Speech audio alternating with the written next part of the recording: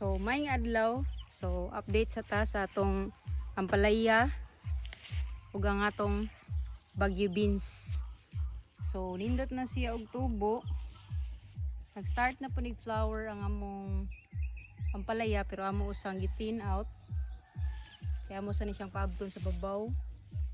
And then ang among bagyo beans, as you can see, namunga na ni.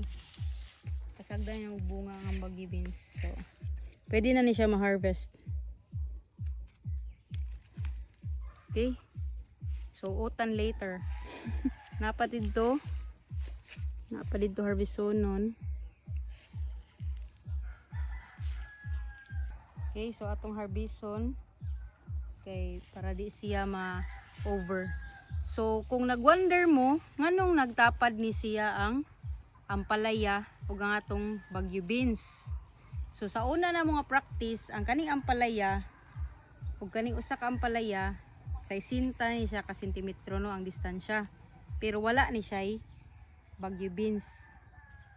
Karon to maximize the space, amo siyang gibutang bagyo beans.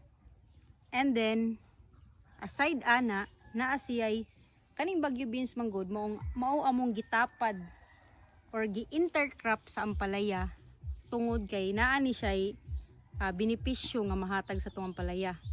So ang kaning bagyo beans or ang tanang mga leguminous plants na symbiotic relationship sa nitrogen fixing bacteria which is rhizobium. So ang rhizobium mo fix sa nitrogen, in return ang string beans mohatag og pagkaon sa bacteria. Mo na siyang symbiotic relationship, win-win both sides. So kani nana siya ihatag nga nana ni siya free nitrogen which is also can be taken up sa ato ang mga neighboring nga mga tanom, so which is ang atong ampalaya. So since our practice here is all naturals, so makatabang gyud siya sa atong ampalaya.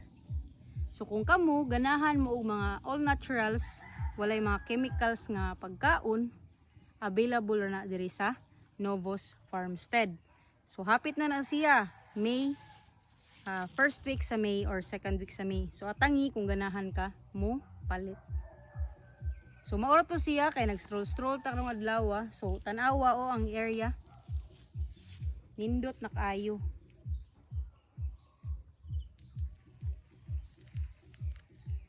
To follow Novos Farmstead for more updates o ganahan ka mo palit.